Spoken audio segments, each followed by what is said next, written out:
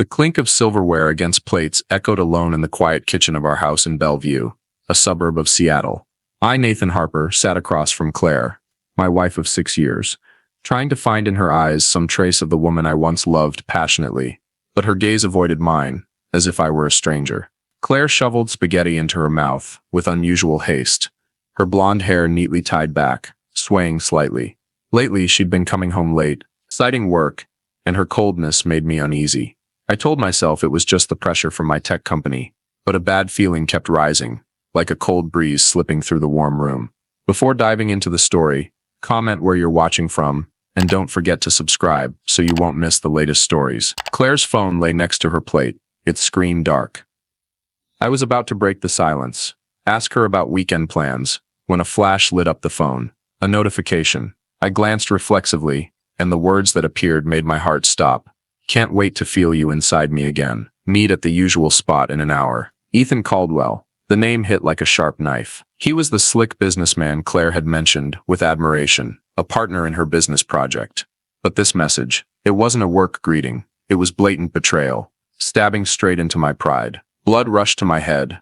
My breathing grew heavy. Claire kept eating, oblivious, as if my world hadn't just collapsed. I gripped the fork tightly, trying to keep my face calm, but inside, a storm of anger and pain raged. "Everything okay, honey?" I asked, my voice trembling slightly, despite my effort to stay composed. Claire looked up, nodded, lips pressed tight. "It's fine," she replied, her tone flat, then kept eating. I reached for the water pitcher, deliberately brushing past the phone. The screen was still lit, Ethan's message mocking me. My heart pounded, an irresistible pull taking over. When Claire stood to grab more napkins, I couldn't hold back. I quickly grabbed the phone, entered the passcode, our anniversary, now feeling like a bitter joke. The list of messages between Claire and Ethan appeared, each one a deeper cut. "Last night was amazing. I want to see you again soon. Nathan suspects nothing. Don't worry," I read, feeling suffocated. Words of love, secret rendezvous, all happening right under my nose, in this very house. I scrolled quickly, trying to memorize, but anger made my mind spin. Claire hadn't just betrayed me. She'd built a whole other world where I didn't exist. I put the phone back just as Claire returned, but my eyes couldn't hide the change. "Everything okay, honey?" Claire asked, her voice tinged with feigned concern. I nodded, lips pressed into a thin line. "It's fine," I replied, my voice cold as ice, echoing her own words. I couldn't confront her now, not with my mind in chaos, and my heart feeling crushed. I needed time, proof, to understand the depth of this betrayal. Claire wasn't just my wife. She was the person I'd trusted, built a future with. How could she throw it all away for a guy like Ethan? Dinner ended in stifling silence. Claire cleared the dishes, and I sat there looking at her with unfamiliar eyes. When she went upstairs, I grabbed my phone, found Jack Sullivan's number, a private investigator a former colleague had recommended after a messy divorce. "Jack, I need your help," I said, my voice low but firm. "I need to know the truth about my wife." The days following that fateful evening, I lived like a shadow in our Bellevue house. Ethan Caldwell's message, "Can't wait to feel you inside me again. Meet at the usual spot in an hour," haunted me constantly. Every time I looked at Claire, I saw a stranger, no longer the wife I'd vowed to love forever. She still acted like nothing was wrong, still smiled when asking about my work, but that smile now made me shudder. I didn't confront her, not out of fear, but because I wanted the truth, the whole truth, before tearing apart her facade. I arranged to meet Jack Sullivan at a coffee shop in Pike Place Market, downtown Seattle, where the aroma of roasted coffee mingled with the sound of waves lapping from Elliott Bay. Jack was a private investigator, recommended by a former colleague, after exposing an affair at the company. When I arrived, Jack was already seated in a corner, his fedora shading half his scarred face. "Speak, Nathan," he said, his voice low and direct. "What do you need me to find?"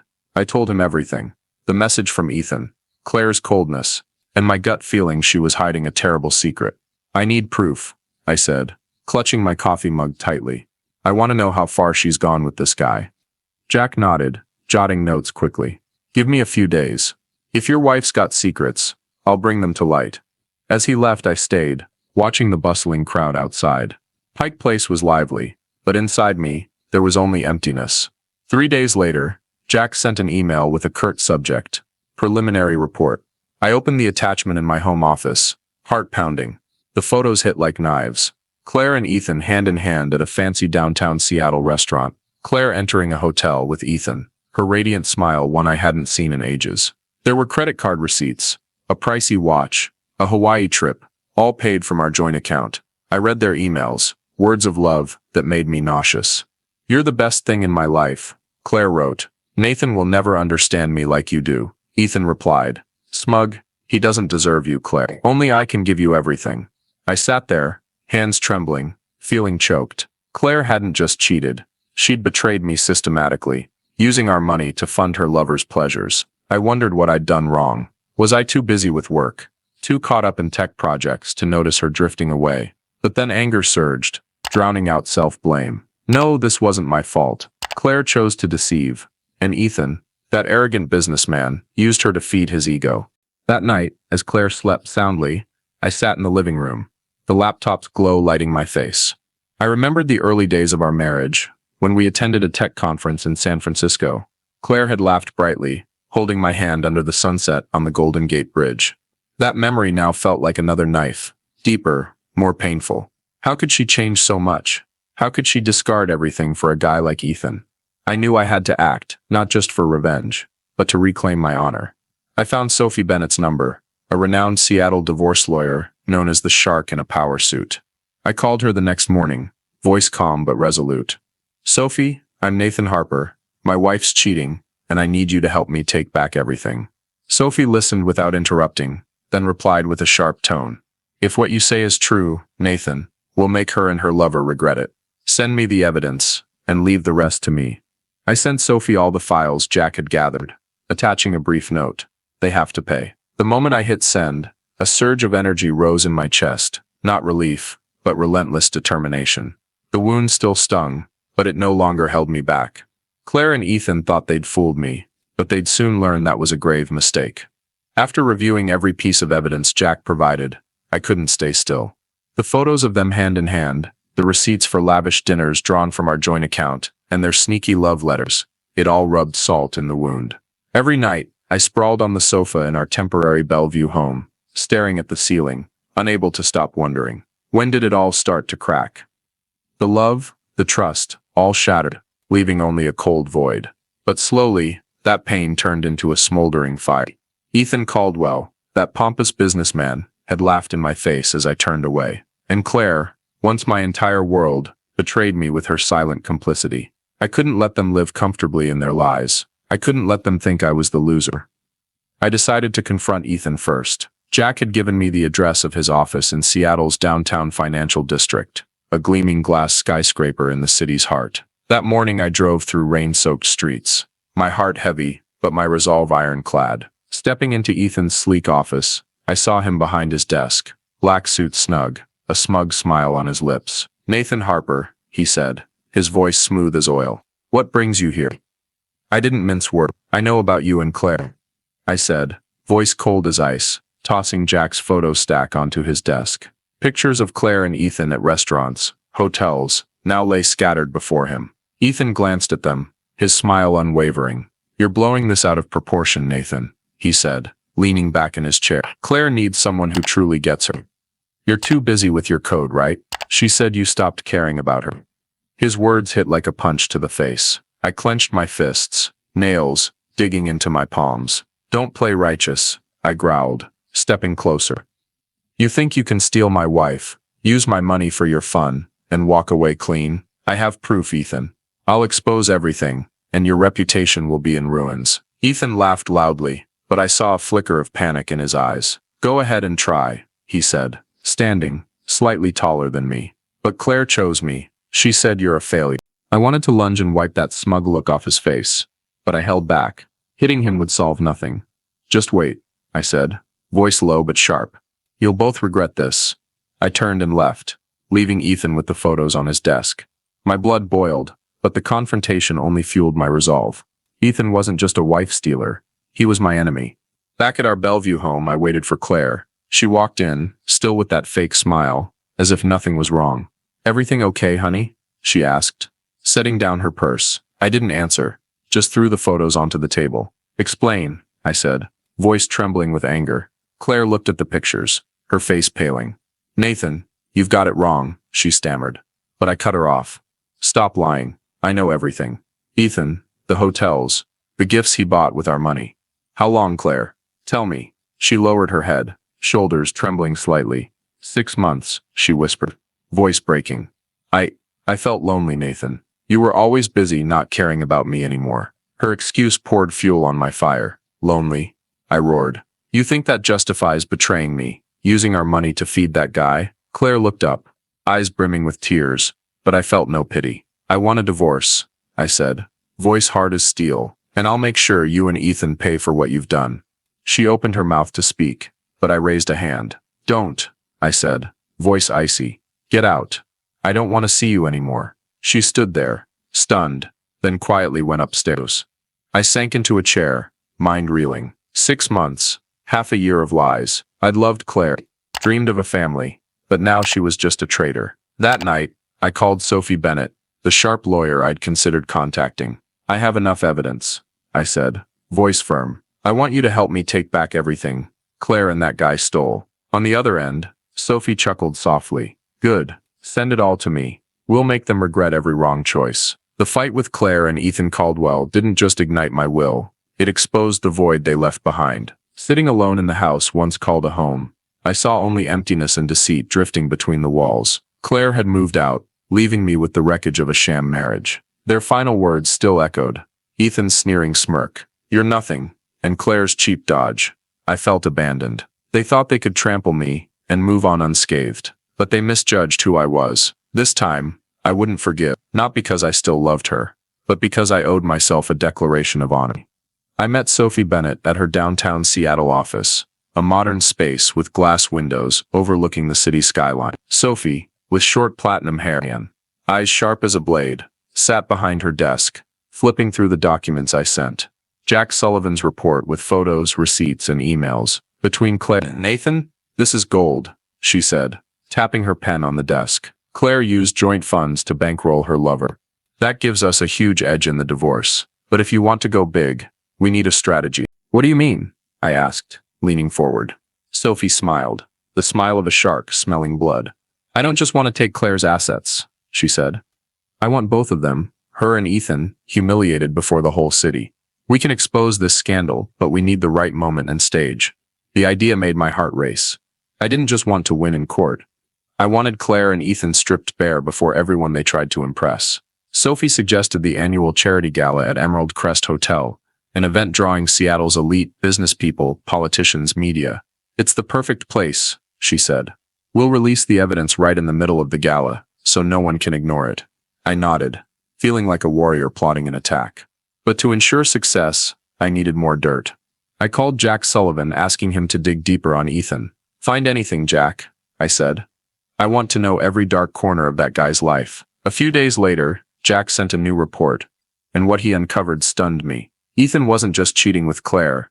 He was also involved with Veronica Grayson, wife of Victor Grayson, a wealthy real estate tycoon in Seattle. The report included photos of Ethan and Veronica in a luxury condo, intimate emails, and receipts for expensive gifts. This guy's greedy, Jack commented over the phone, voice tinged with amusement. He's playing this game with both women, and it seems Victor Grayson has no clue. This was a bombshell. If I exposed Ethan's affair with Veronica at the gala, not only would Claire and Ethan fall, the entire Seattle elite would be in an uproar. I imagined Ethan's smug face crumbling, Claire panicking in the crowd, and Veronica facing the truth about her lover. But for the plan to be flawless, I needed media support. I contacted Tom Reynolds, an old friend working for a major Seattle paper. Tom, I need you to help spread a story, I said, voice steady. But it has to be timed perfectly. Tom agreed immediately, promising to station reporters at the gala to amplify the scandal. While preparing, I worked closely with Sophie. She analyzed finances, discovering Claire had funneled tens of thousands from our joint account into a secret one, likely to support Ethan or hide their spending. This is proof of financial fraud, Sophie said, eyes gleaming. We'll use it to lock down her assets and demand heavy compensation. I nodded, feeling power return. Claire and Ethan thought they could manipulate me, but they were about to learn. I wasn't so easily defeated. My emotions swung between anger and loneliness. Sitting in the Bellevue living room, I looked at our wedding photo on the shelf. Claire and me, beaming under San Francisco's sun, now just a distant luxury. I wondered if any moment in those 6 years was real, or if it was all her act. The pain still bled, but it couldn't stop me. I was building a plan not just for revenge, but to reclaim myself. The night of the Emerald Crest Hotel Gala finally arrived, and I stood before the mirror in a black suit, adjusting my tie with slightly trembling hands.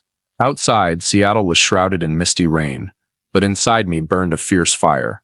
The meticulous plan Sophie Bennett, Jack Sullivan, and Tom Reynolds had crafted was about to unfold.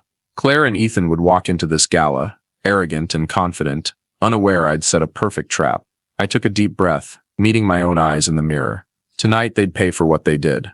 Emerald Crest Hotel glowed with crystal chandeliers, hosting Seattle's elite, business people, politicians, journalists, all in elegant gowns and suits. I stepped into the grand hall, feeling curious eyes on me. Sophie, in a striking red dress, approached, whispering, "Ready, Nathan? Tonight's going to be explosive." I nodded, lips pressed tight. "Let's do it." Tom Reynolds, near the stage, winked in confirmation. His reporters were ready, hidden cameras poised for the defining moment. I scanned the crowd and saw them. Claire and Ethan, entering like a power couple. Claire wore a shimmering green gown, arm linked with Ethan's, he in a gray suit, with a smug smile. Seeing them, my anger boiled, but I kept my exterior calm. They didn't know everything was about to collapse. As the party began, I blended into the crowd, chatting with acquaintances, but my eyes never left Claire and Ethan. They laughed, clinked wine glasses, as if I didn't exist. Then the moment came. Sophie signaled the tech crew, and the large screen behind the stage lit up. The murmurs stopped as the first image appeared.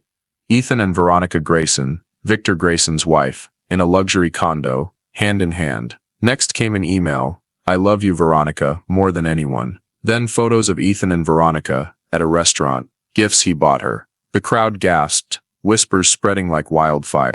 I saw Claire's face go pale, her hand clutching her wine glass. Ethan stood frozen, his smile gone, but it wasn't over. Sophie moved to the next set, photos of Claire and Ethan at hotels, receipts from our joint account, and Claire. "Nathan suspects nothing, my love." The crowd erupted in murmurs. Phones raised to snap the screen. I stood there, heart pounding, victory rising. Then a sharp voice cut through. Veronica Grayson, in an elegant black dress, strode forward, eyes blazing. "Ethan Caldwell, you're scum," she shouted, pointing at him. "You dared to use me, deceive me, while sleeping with her." She turned to Claire, voice dripping with contempt. "And you, cheap trash, thought you could steal someone's husband and get away with it." Claire stepped back, face ashen, trying to speak, but only stuttering. Ethan raised a hand to defend himself, but Veronica cut him off. "Shut up, you're done, Ethan. Victor will make sure you have no place in this city." The crowd held its breath, Tom's cameras capturing every second. Claire turned to Ethan, eyes brimming with tears. "You cheated on me too," she whispered, voice breaking. Ethan just stood there, helpless, as all eyes bore into him. I stepped forward, standing in the hall's center, facing Claire. "You brought this on yourself, Claire," I said, voice low but cutting. "You and Ethan thought you could ruin my life, but now what? Where do you stand?" Claire looked at me, eyes full of panic, then turned and fled the hall, her heels clicking in the silence. Ethan followed quietly, head bowed, like a defeated man. The crowd parted, leaving an empty path for their humiliated exit. As the gala's lights returned, I stood there, feeling admiring gazes from those around me. Sophie patted my shoulder, whispering, "Well done, Nathan." Tom winked, signaling the scandal would hit front pages tomorrow. But as the crowd applauded, I felt a strange void. This victory was sweet, but it didn't erase the pain. Claire had betrayed me. Ethan had humiliated me, and now they'd paid. But what about me? I'd reclaimed my honor, but my heart still bled. That night, leaving Emerald Crest, I felt like a warrior who'd won a battle. The images of Claire fleeing in panic, Ethan leaving in shame, and the crowd's whispers echoed in my mind. Seattle's papers the next morning were flooded with headlines. Businessman Ethan Caldwell exposed in multi-woman affair. Victor Grayson's wife confronts lover at gala. But this victory, though sweet, didn't fill the emptiness inside me. I met Sophie Bennett at her law office, where glass windows reflected the city's lights under the rain. Sophie laid out the documents before me. Jack Sullivan's reports, joint account receipts, Claire and Ethan's emails, and evidence of Ethan's affair with Veronica Grayson. Nathan, we have everything we need, Sophie said, voice sharp. Claire made a grave mistake, using joint funds for her lover. The court will side with you, and I'll ensure she's left with nothing. The divorce trial took place in a cold Seattle courtroom. I sat beside Sophie, facing Claire and her lawyer. Claire looked haggard, blonde hair disheveled, eyes avoiding mine. When the judge asked her to explain the expenditures, Claire stammered, blaming Ethan. He manipulated me, she said, voice trembling. I didn't know what I was doing. Her excuse made me clench my fists under the table. Manipulated, she'd chosen to deceive me, laughed with Ethan behind my back, and now dared to play the victim. Sophie stood, her voice ringing like a blade. Your Honor, the defendant not only committed adultery, but deliberately funneled tens of thousands from the joint account to support an illicit relationship with Mr. Ethan Caldwell. She presented every receipt, email, and gala photo. Claire's lawyer tried to counter, but the evidence was undeniable. I watched Claire, waiting for her to crumble, but she just bowed her head, shoulders shaking. After the trial, Claire found me in the courthouse hallway, eyes red. Nathan, please, she whispered, voice breaking. I know I was wrong. Ethan seduced me. Give me a chance to fix this. We can start over. Her plea was like a knife, but not because I was moved. It reminded me of her lies, her choices of Ethan over me. A chance, I snarled, stepping closer. You threw that away when you slept with him, when you used our money to fund his fun. Don't beg me, Claire. You're not worth it.